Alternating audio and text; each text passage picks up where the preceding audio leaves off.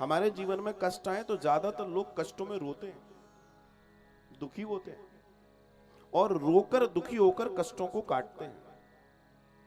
लेकिन विचार और मनोविज्ञान की बात मैं आपसे कह दूं, जितने लोग अपने बुरे समय को रोकर और उस तरह की प्रवृत्ति में काटते हैं, जब उनका अच्छा समय आता है तो उसको कभी उपयोग नहीं कर पाते, उसका सुंदर से भोग नहीं कर पाते।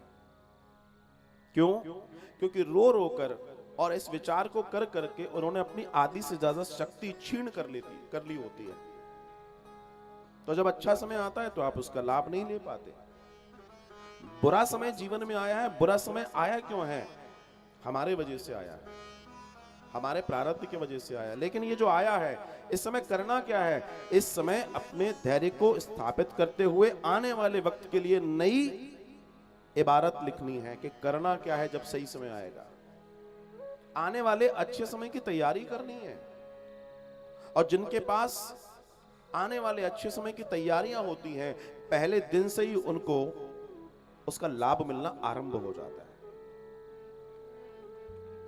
जीवन है, अच्छा बुरा सबके साथ होता है और ऐसा कोई नहीं है जिसके साथ सिर्फ अच्छा ही अच्छा हुआ हो और जिसके साथ सिर्फ बुरा ही बुरा हुआ हो। ये ऐसे ही चलता है, यही जीवन है।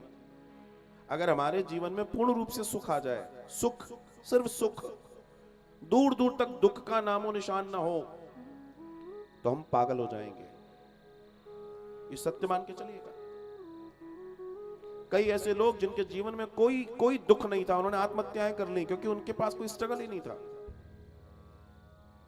और अगर जीवन में सिर्फ दुख ही दुख हो तो भी बेकार है मामला। इसलिए उस परमात्मा ने प्रकृति को इस तरीके से सजाया है कि सारी चीजें बैलेंस होकर चलती हैं। बुरे समय जो आता है वो योजना बनाने के लिए कि हमें आने वाले समय में, आप जब योजना बनाएंगे ना तो आपको सुख में रहेंगे और आपका समय कटेगा।